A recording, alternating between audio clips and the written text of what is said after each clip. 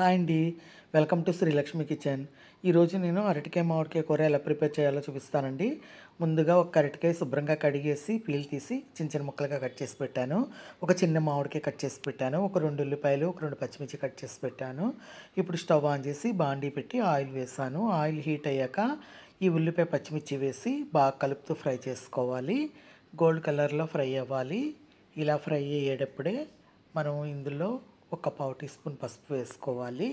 అలాగే ఒక స్పూనున్నర సాల్ట్ వేస్తున్నానండి. మీ రుచికి తగినట్టుగా వేసుకోవచ్చు సాల్ట్ కారం అనేది.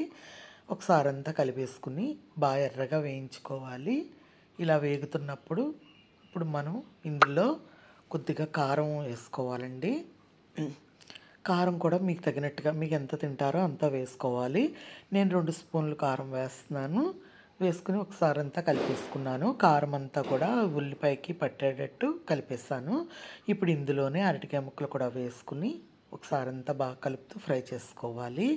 ఇలా అంతా కలిపేసుకున్న తర్వాత మూత పెట్టి ఒక 2 మినిట్స్ కుక్ అవనివ్వాలండి. మగ్గించుకోవాలి ముక్కల్ని. ఇలా 2 నిమిషాలు కుక్ అయ్యాక మూత తీసుకుని చూసుకుంటే చూడండి ముక్కలన్నీ కూడా కారం అన్నీ పట్టుంటాయి. ఇలా అయ్యాక ఒకసారి అంతా కలిపేసుకుని ఇందులో మనం నీళ్లు పోసుకోవాలి.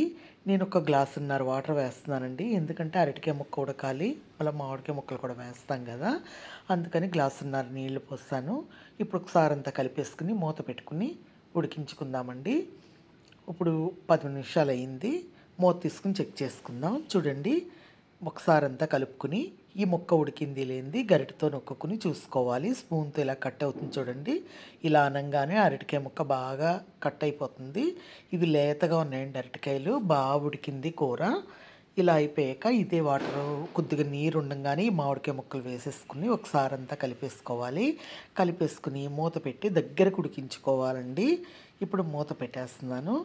దగ్గరకు ఉడికాక చూడండి ఒకసారి మూత తీసి చెక్ చేసుకుందాము. ఒక 5 నిమిషాలు పోయాక మూత తీసాను. ఇందులో ఇప్పుడు కొద్దిగా కొత్తిమీర, కరివేపాకు వేసుకుని ఒకసారి అంతా కలిపేసుకుని ఉప్పు కారం సరిపోయిందో లేదో చెక్ చేసుకోవాలండి. ఇదే టైంలో ఏది తక్కువైతే అది వేసుకోవాలి. నాకు అన్నీ కరెక్ట్గా సరిపోయాయండి.